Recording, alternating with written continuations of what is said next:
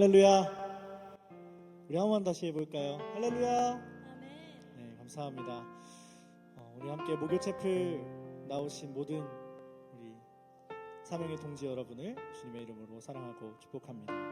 시간 함께 기도하고 우리 예배 자리 가운데 함께 나아가겠습니다. 함께 기도하겠습니다. 주님, 하늘은 빛나는 별들로 환하며 땅은 따스한 빛에 휩싸여 평화롭습니다. 당신께서 이 세상을 향해 빛을 비추고 계시기 때문입니다. 간구하오니 우리 마음에 자리한 모든 어둠을 몰아내소서. 찬란하게 빛나는 당신의 은총으로 우리 마음을 밝히소서. 당신의 찬연한 빛으로 우리 눈을 뜨게 하소서. 우리의 시선이 영원히 당신을 향하기를 원합니다. 우리 주 예수님의 이름으로 기도합니다. 아멘. 시간 가능하시다면 자리에서 일어나셔서 어두울수록 빛이신 하나님께 더욱 붙들기를 원하는 마음으로 함께 찬양하겠습니다.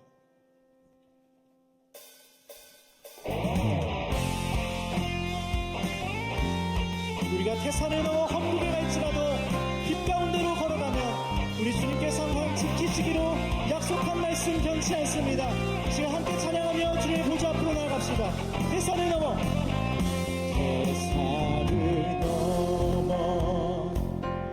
험곡에 가도 빛 가운데로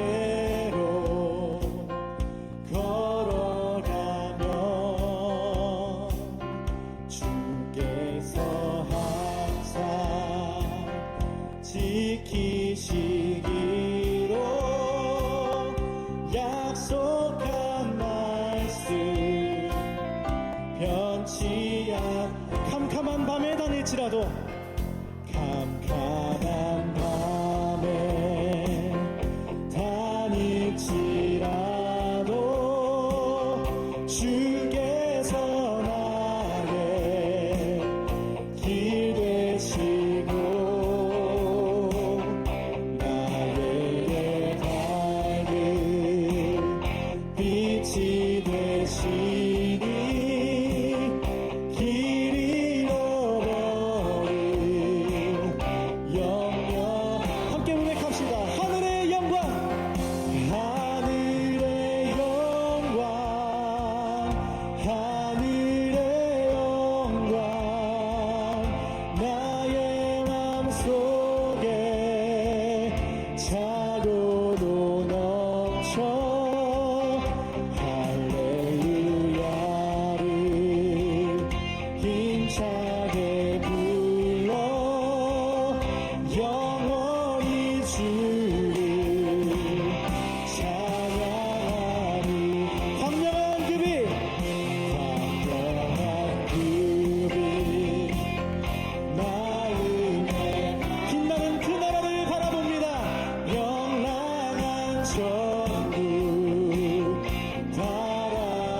바라보고 할렐루야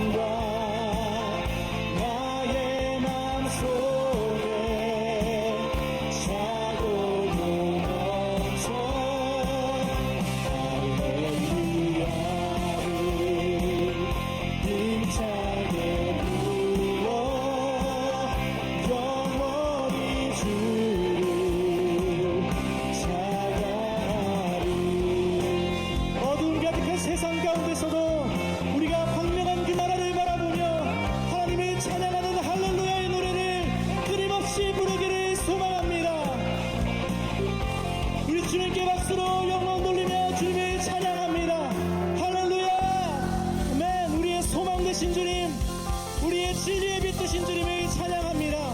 아멘. 우리 계속해서 박수하며 열방의 소망 되신 주님을 함께 찬양하기 원합니다.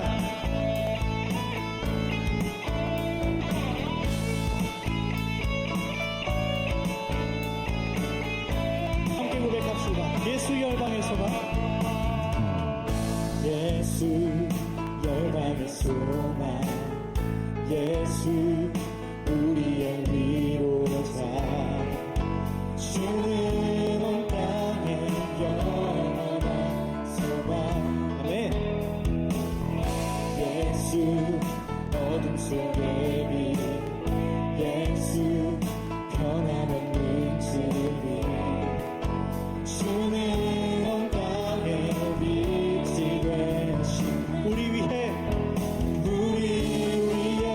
죽으시고 다시 사신 생명, 그 생명의 주님을 찬양하며 주님만이 소망이요 변함없는 반석이라, 주님만이 온 세상을 비추시네.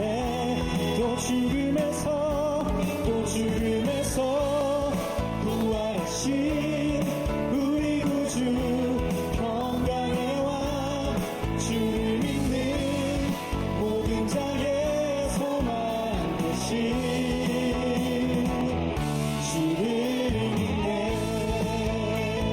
우리의 반석 되신 주님, 변함없는 진리 빛 되신 주님, 그 빛이 우리에게 비춰주셔서 우리의 모든 어둠을 몰아내시고 우리의 모든 소망이 되셔서 우리의 사랑이 되어 주시옵소서.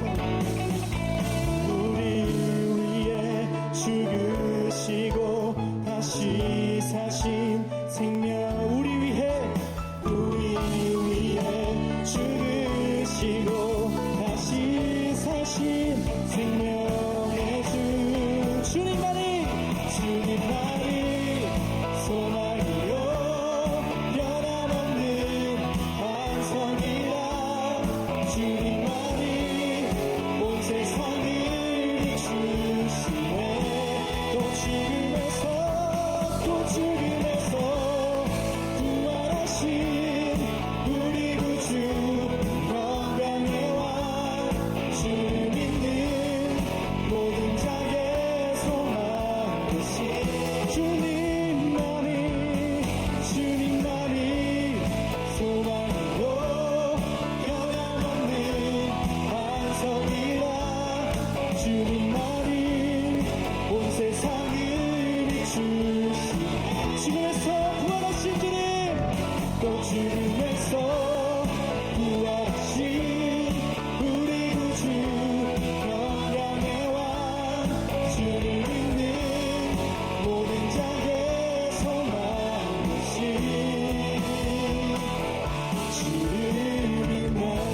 우리 목소리를 고백할까요? 주님만이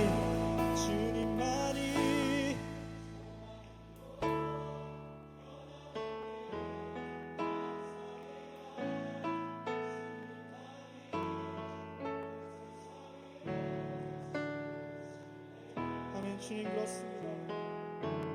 또 죽음에서 부활하신 우리 구주 평강의 왕, 주를 믿는 모든 자의 소망 되신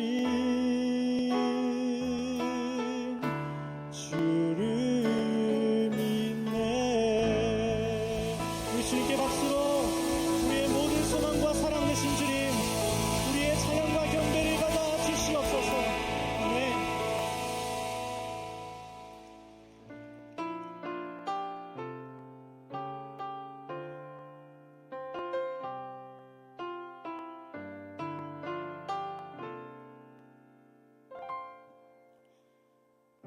나의 모습, 나의 소유, 주님 앞에 모두 드립니다. 모든 아픔, 모든 기쁨, 내 모든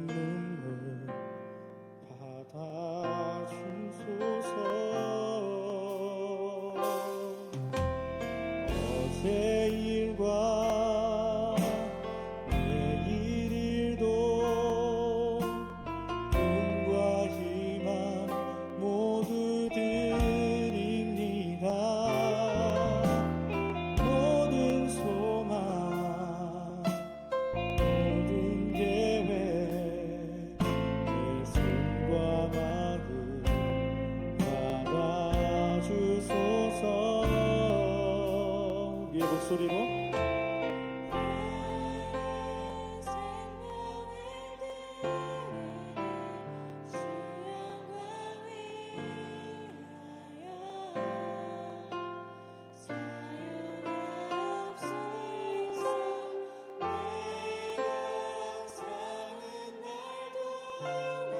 우리의 고백은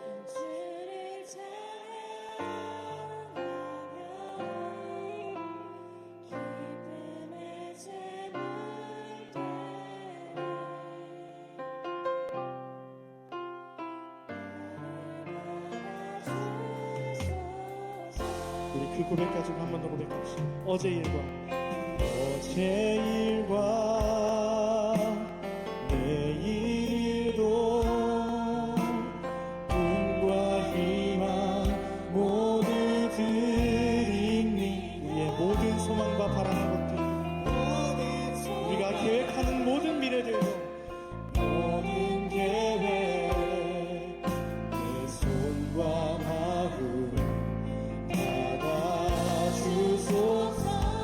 전심으로 고백합시다. 나의 생명들이니, 나의 생명을 드리 주님의 영광 위하여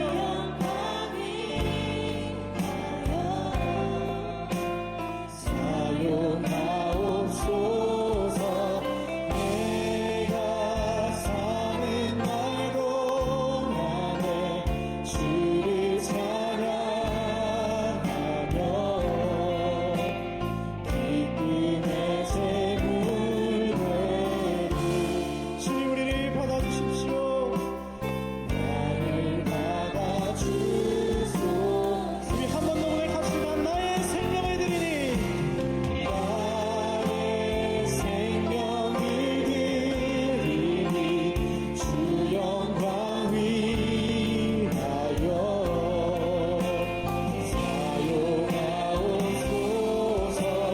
내가 사는 날 동안에 주를 찬양하며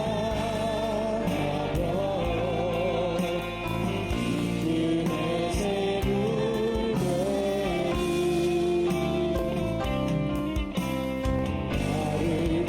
우리 함께 고백합시다. 때로운 물 가운데, 때로운 물 가운데 휩싸일 때, 폭풍 가운데 내가 무너질 때도 주님 우리와 영원히 함께 하신다 말씀하셨습니다.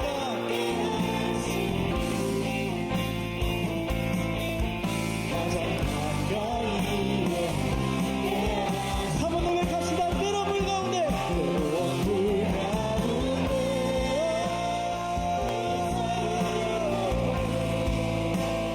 폭풍 가운데 무너질 때도 주님 내 곁에 함께 하시네.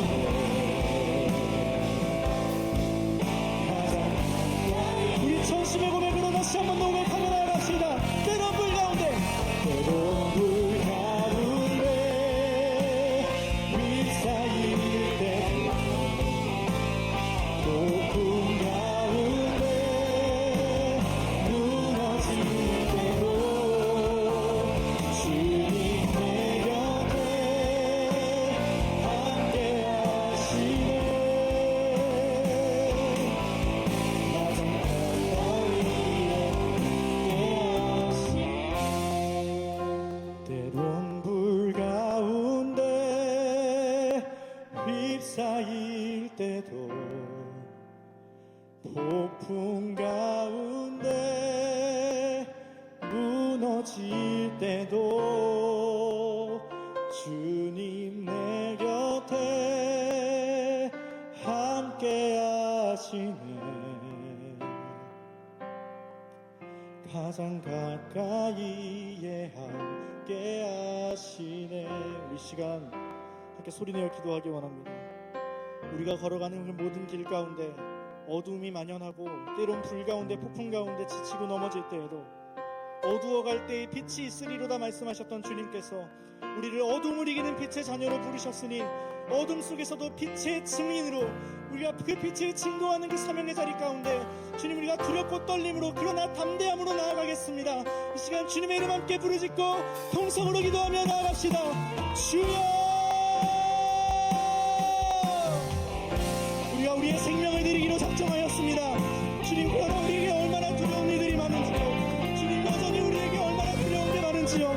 주님, 그러나 우리를 사랑하시고 인도하시고 우리를 부르신 주님께서 영원히 또 영원히 함께 하신다 말씀하셨사오니 하나님, 우리가 온전히 주님만을 바라고 원하고 기도하며 주님께 온전히 우리의 삶을 맡겨드리기로 결단하였사오니 주님, 그 사명이 주님 우리의 현실로 인하여서 끊어지지 아니하도록 주님 우리와 함께하여 주시고 온전히 주님께서 우리와 함께 하심으로 말미암아서 주님께서 우리와 영원히 함께 하심으로 말미암아서 우리가 이 길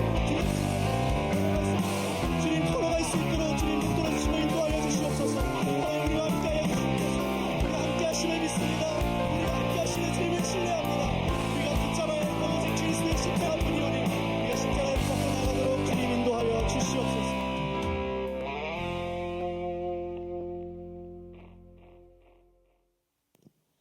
하나님 아버지, 생명의 생명됨을 가장 잘 느낄 수 있는 5월의 생기와 푸르름을 주심에 감사를 드립니다.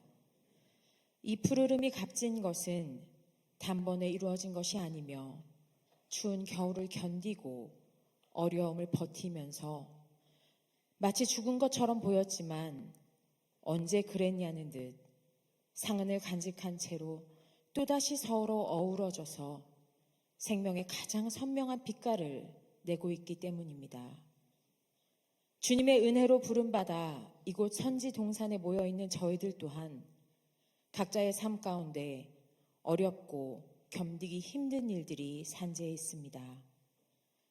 그러나 실패처럼 보이는 이 어려움들을 외면하거나 감추는 것이 아니라 부활 후 예수님의 손에 있는 못자국처럼 저희에게도 상흔이 되어서 부활 생명의 증거가 되게 하실 줄을 믿습니다.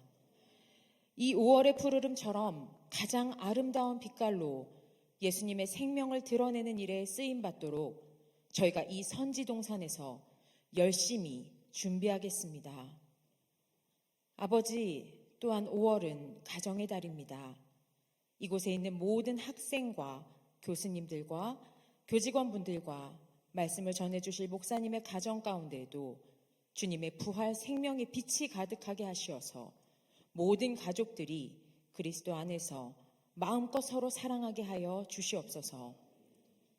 주님 안에 형제 자매로 가족이 된 우리 감신 공동체에도 동일한 은혜를 허락하여 주시고 기쁨과 감사를 나누며 같은 뜻을 품고 서로 중보하는 공동체가 되겠습니다.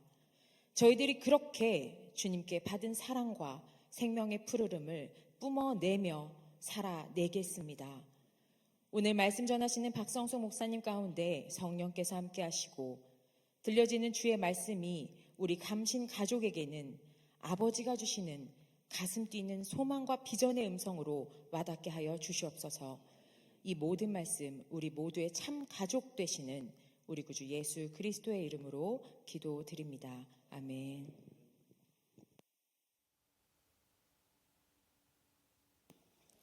오늘 우리에게 주시는 하나님 말씀은 민수기 14장 40절로 45절까지의 말씀입니다. 아침에 일찍 일어나 산 꼭대기로 올라가며 이르되 보소서 우리가 여기 있나이다. 우리가 여호와께서 허락하신 곳으로 올라가리니 우리가 범죄하였음이니이다. 모세가 이르되 너희가 어찌하여 이제 여호와의 명령을 범하느냐. 이 일이 형통하지 못하리라. 여호와께서 너희 중에 계시지 아니하니 올라가지 말라. 너희의 대적 앞에서 패할까 하노라. 아멜렉인과 가나안인이 너희 앞에 있으니 너희가 그 칼에 망하리라. 너희가 여호와를 배반하였으니 여호와께서 너희와 함께하지 아니하시리라 하나. 그들이 그래도 산 꼭대기로 올라갔고 여호와의 언약궤와 모세는 진영을 떠나지 아니하였더라. 아멜렉인과 산간지대에 거주하는 가나안인이 내려와 그들을 무찌르고 호르마까지 이르렀더라. 이는 살아계신 하나님의 말씀입니다. 아멘. 이제 오늘 설교하실 목사님을 여러분들에게 소개하겠습니다. 목사님께서는 박성수 목사님이신데 부산 온누리교회를 담임하시는 목사님이십니다. 우리 감신을 97년도에 입학하신 선배님이시고 대학원을 2006년에 졸업하셨고 미국의 에즈베리 신학교에서 선교학으로 박사학위를 수여하셨습니다. 우리 감신에서도 수년간 가르치셨던 목사요, 또한 신학자이십니다. 지성과 영성과 감성의 목회를 너무나 아름답게 복되게 감당하시는 주님의 리더십으로 목회를 아주 잘 감당하시는 하나님의 기쁨 되는 우리 박성수 목사님을 여러분들께 소개할 때 우리 박수로 목사님을 맞이하겠습니다. 목사님.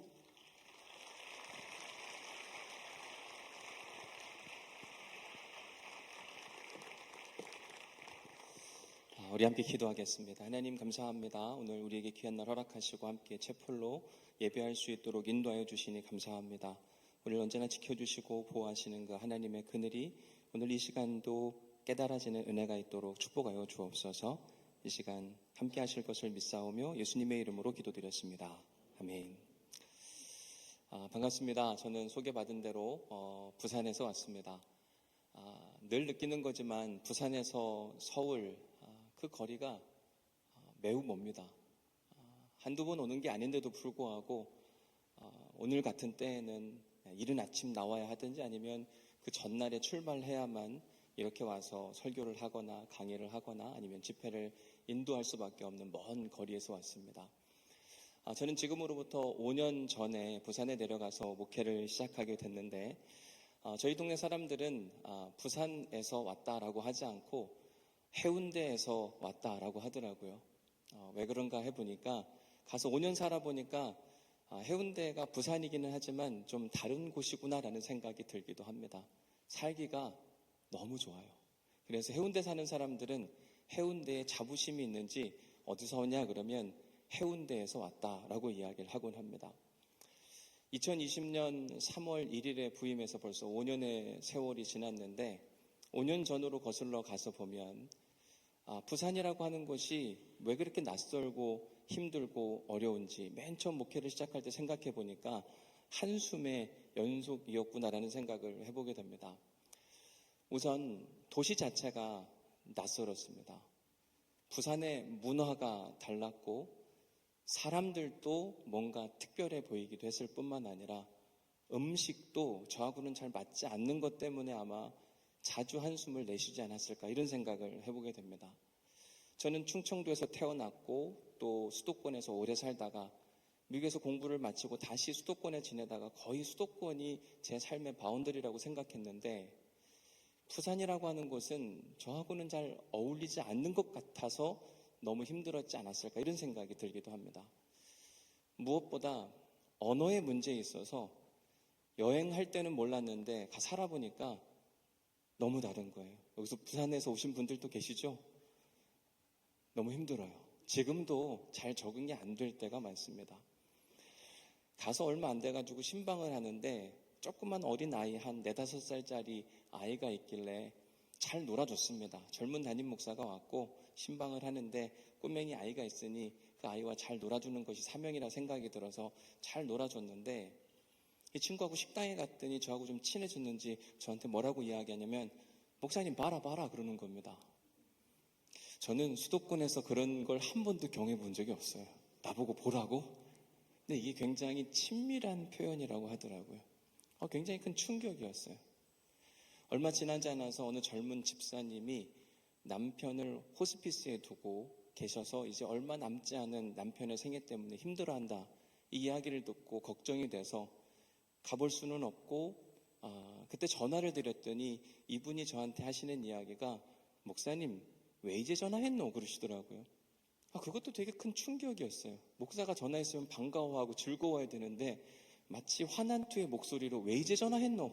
라고 이야기하는데 나중에 지나서 보니까 그건 역시 무슨 의미냐면 진짜 많이 기다렸다 라고 하는 부산식 표현이라고 이야기를 하더라고요. 모든 게 다 다른 거예요. 요즘도 장로님들하고 회의를 하다 보면 제가 가끔 손을 들 때가 있습니다. 손을 들면 멈추라는 신호인데 왜 그런가 생각해 보면 싸우는 것 같아요. 그래서 손을 들면 제가 묻습니다. 혹시 화난 거 아니시죠? 그러면 자기들끼리 웃어요. 목사님, 우리 그냥 대화하는 거니까 걱정하지 마시라고. 이렇게 낯선 문화에 산다고 하는 게 생각보다 쉽지는 않습니다. 5년이란 시간이 지났는데도 불구하고 익숙해질 법한데도 여전히 낯설 때가 많아요. 어제도 기차 타고 서울로 오는데 점점 경상도 억양은 사라지고 서울 말씨가 들리는데 얼마나 행복하던지요. 내가 지금 정말 타문화에서 살고 있구나라는 생각을 자주 할 때가 있습니다.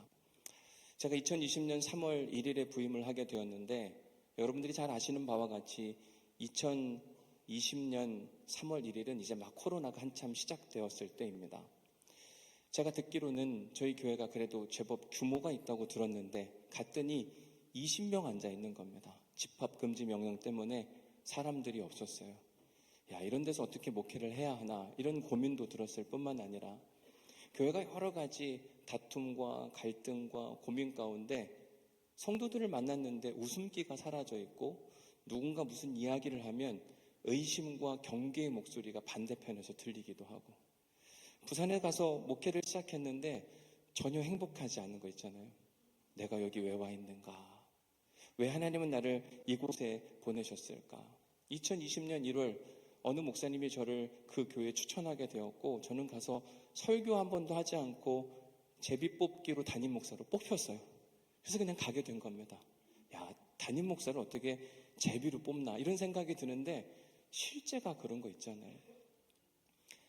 만약 저보고 이 교회를 그 상황에서 가겠냐라고 물었다고 한다면 저는 가고 싶지 않았을 겁니다. 왜냐하면 이유를 대라면 많을 것 같아요. 일단 제가 살던 삶의 바운더리인 이 수도권에서 가장 먼 저 끝까지 부산까지 가라고 하는 게 저한테는 큰 부담이었습니다. 그리고 부산은 여행 2번 간 거 말고는 간 적이 없는데 부산 사람들, 부산 문화, 부산 음식 모든 게 낯설었기 때문에 그것 역시 저에게 가고 싶은 곳은 분명히 아니었을 겁니다. 게다가 교회 소식을 이미 들은지라 수많은 갈등과 분열과 경계와 이런 곳에 가서 목회하는 것보다는 차라리 이 인근에서 있는 게 훨씬 더 낫지 않을까. 개인적 선택을 하라고 한다면 저는 절대로 가지 않았을 그 교회에 하나님께서 강제로 보내셔서 결국 일주일 만에 짐을 싸고 다 내려가서 벌써 5년이라는 시간이 지나고 났는데 지금에 와서 생각해보면 지금은 참 행복하게 목회를 하고 있습니다.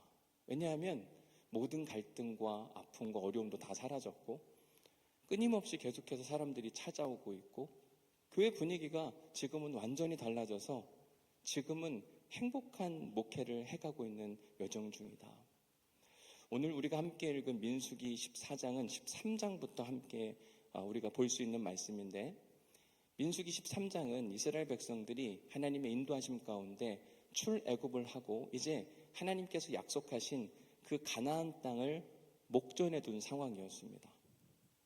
이제 들어가면 되는데 이 13장 말미에 가서 보면 사람들이 이 약속의 땅 가나안 땅에 들어가지 못하고 주춤주춤하는 모습이 보입니다. 그 이유인즉슨 모세가 보냈던 12명의 정탐꾼 중에 10명의 정탐꾼들이 와서 보고하기를 그 땅이 살기는 참 좋은 환경인데 그곳에서 가져온 열매들을 보니까 와, 우리가 이런 걸 먹고 살 수 있다니 너무 행복하고 좋은 이야기이기는 했는데 그 땅에 거주하는 사람들에 대한 이야기를 듣고 좌절하는 겁니다.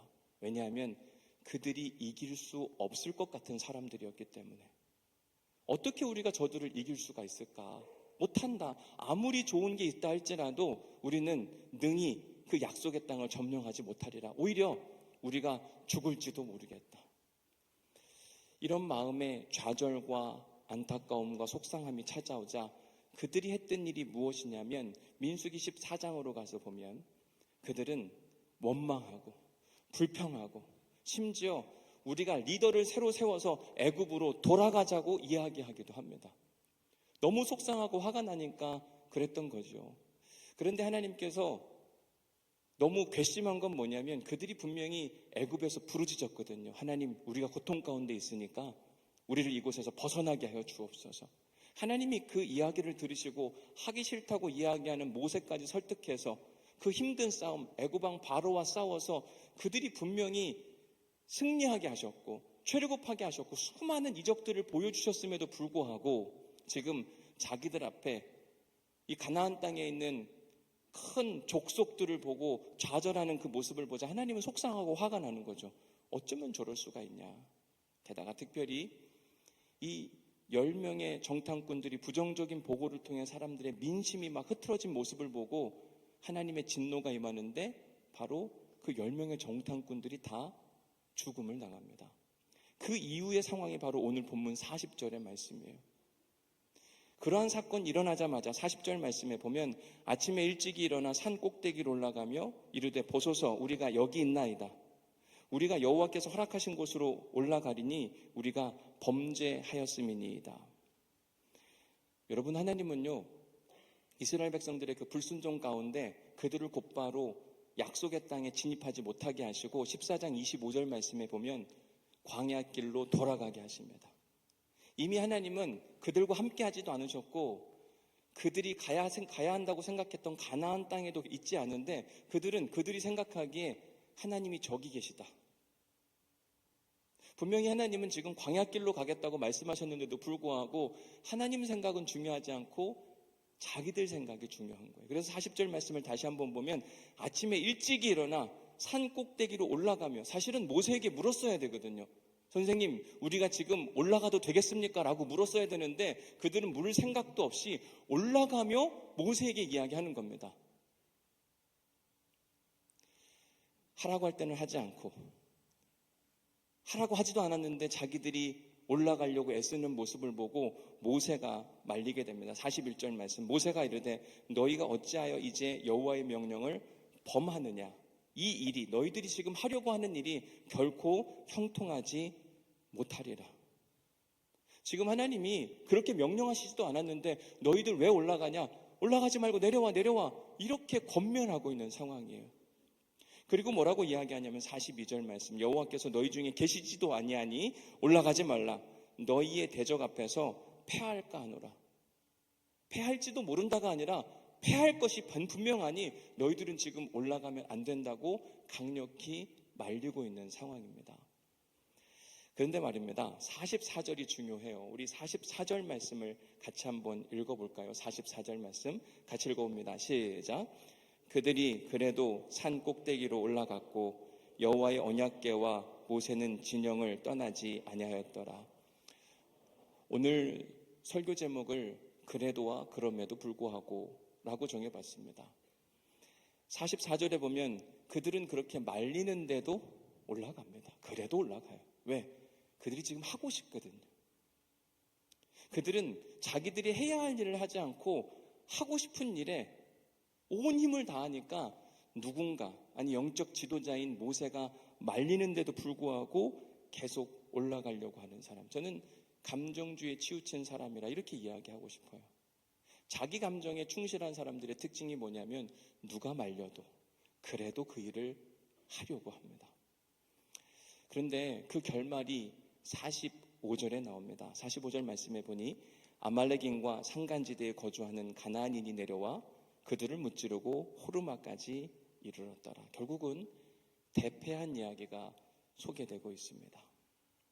왜 그런가 생각해 보면 하나님이 원하시는 때에 그들이 하지 않고 하나님이 원하지 않는 때에 그들이 하기를 원하는 일에 집중했기 때문에 그런 겁니다. 우리가 살다 보면 내가 하고 싶은 게 있고 하나님이 원하는 게 있어요. 그게 둘이 딱 맞으면 너무 좋은데 어느 때는 내가 하고 싶은 일과 하나님이 원하는 일이 엇갈릴 때가 있습니다. 나는 간절히 원하는데 하나님은 원하지 않으실 때가 있고 나는 원하지 않는데 하나님은 원하실 때가 있어요.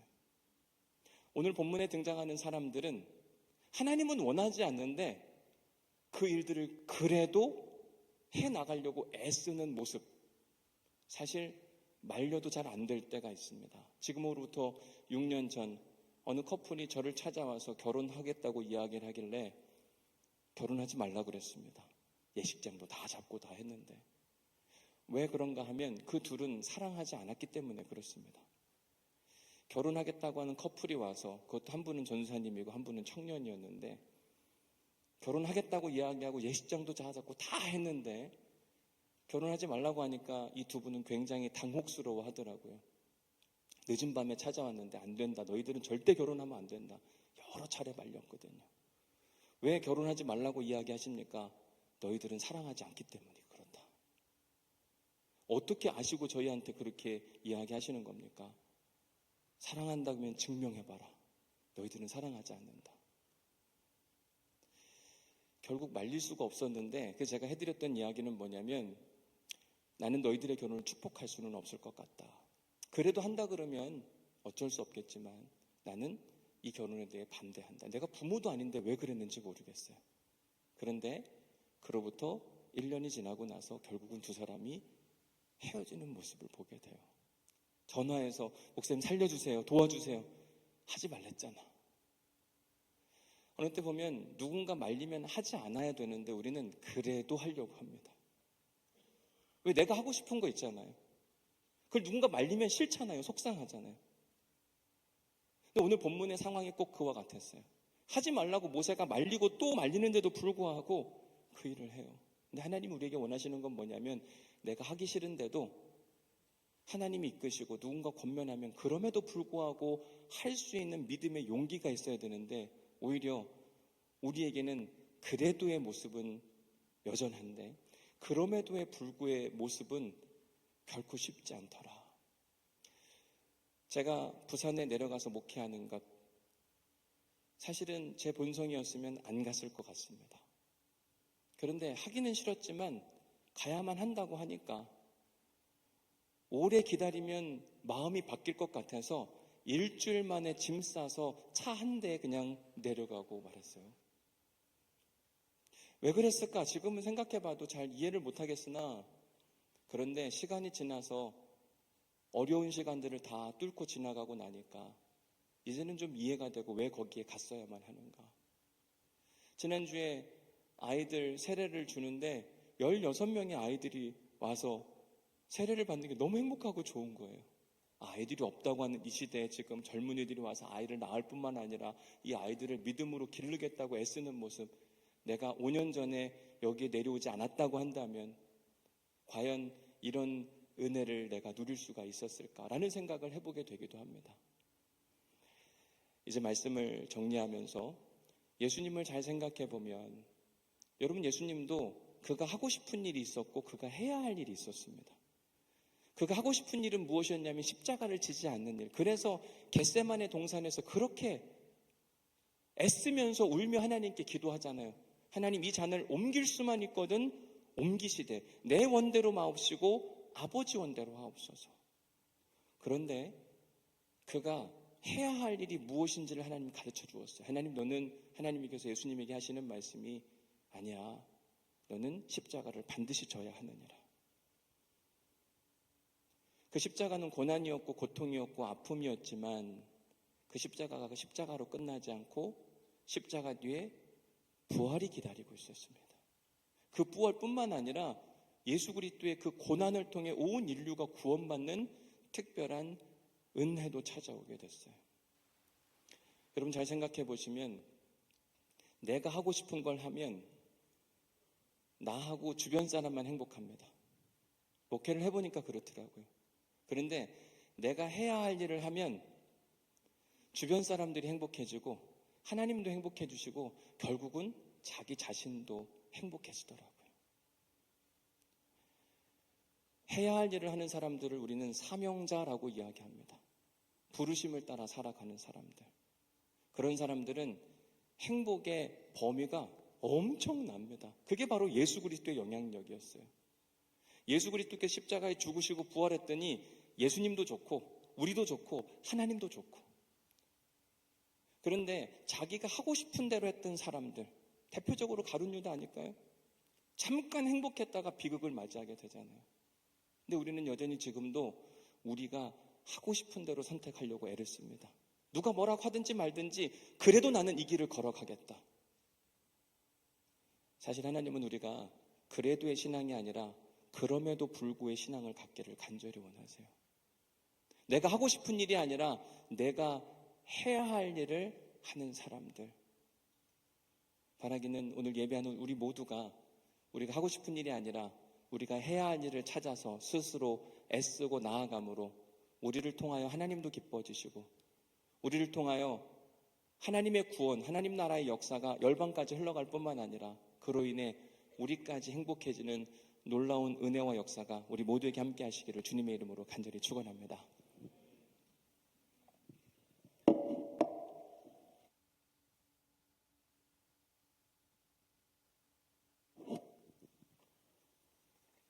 오늘 귀하고 복된 은혜의 말씀으로 우리에게 큰 하나님의 은혜를 선물하신 목사님께 감사를 드리고 아울러 이 예배를 위해서 수고하신 모든 분들께 감사를 드립니다. 다음 순서로 장학금 수여의 시간을 갖도록 하겠습니다. 장학금명은 감신가족 장학금입니다. 이 장학금은 우리 학교의 가족이 3명 이상 재학 중인 학생을 대상으로 선발한 그러한 특별한 장학금입니다. 시상해 주실 총장님과 대상자는 앞으로 나와주시기 바랍니다. 이주형 신학부 1학년 나한결에 신학전공 3학년 이정훈 MDiv 3학기 박희주. 먼저 이주형 소속 기독교 교육전공 3학년. 위 학생은 감리교 신학대학교의 가족 구성원 3명 이상이 함께 재학 중인 감신가정으로서 신앙의 전통을 이어가며 공동체적 헌신을 보여주었습니다. 귀한 신앙의 유산과 학문의 여정을 이어가는 귀하와 가족 모두에게 감사와 격려를 전하며 앞으로의 학업과 사역에 하나님의 인도하심이 충만하기를 소망합니다. 2025년 5월 8일 감리교 신학대학교 총장 유경동 대도.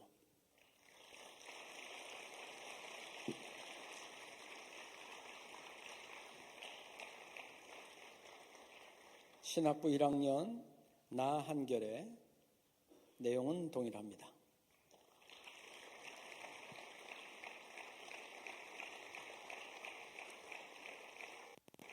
전공 3학년 이정훈 내용은 같습니다.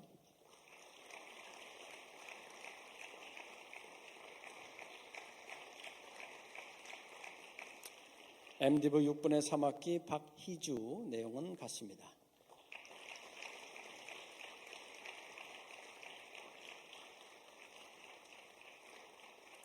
수상하신 네 분은 앞에 서셔서 한 번 더 인사하시고 인사하실 때 우리 같이 박수로 다시 한번 축하하겠습니다. 축하드립니다. 종강 예배일 변경 안내입니다. 2025년도 1학기 종강 예배일이 대통령 선거일로 인해서 6월 5일 목요일로 변경됩니다. 자세한 내용은 학교 영성 채플 게시판을 참고하시고 착오 없으시기 바랍니다. 2025년 1학기 학부 예배와 실습 보고서 제출에 대한 안내가 학교 홈페이지 영성 채플 게시판에 게재되어 있습니다. 매학기 실습 보고서 제출하지 않으면 예배를 모두 참석해도 예배와 실습 과목이 최종 성적이 F로 처리됩니다. 반드시 확인하셔서 기한 안에 제출해 주시기 바랍니다. 하암시 5, 6월호가 학교 홈페이지 영성채플 공지사항에 업로드되어 있습니다. 다운로드 하셔서 활용하시길 바랍니다.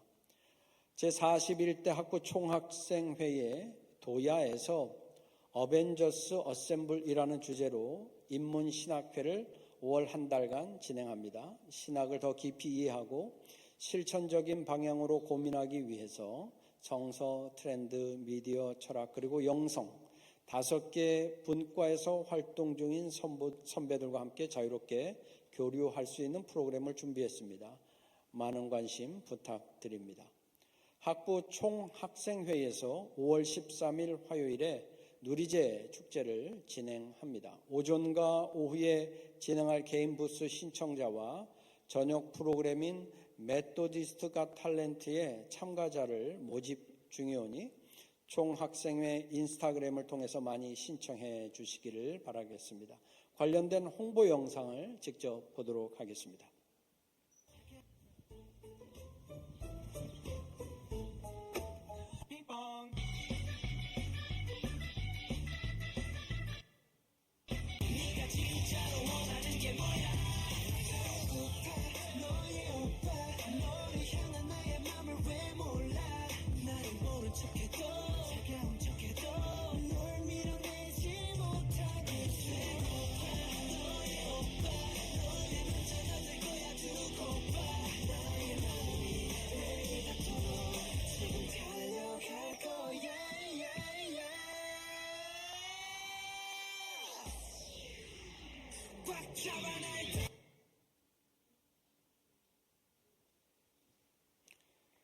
네, 이제 다 같이 자리에서 일어나서 전후좌우에 계신 분들과 평화 인사를 나누겠습니다. 주님의 평안을 빕니다. 네. 이제 설교를 감당해 주신 부산 온누리교회 박성수 목사님 나오셔서 축도해 주심으로 우리 예배를 마치겠습니다. 이제는 우리 주 예수 그리스도의 은혜와 아버지 하나님의 극진하신 사랑과 성령님의 감동 감화 역사 교통 위로 충만하심이 그래도 신앙이 아니라 그럼에도 우리가 하고 싶은 일이 아니라 해야 할 일을 찾아서 나서기로 결단한 우리 사랑하는 우리 감리교신학대학교 온 학우들과 온우들 가운데 그 하나님의 은혜와 능력이 영원히 함께 하시기를 간절히 축원하옵나이다. 아멘.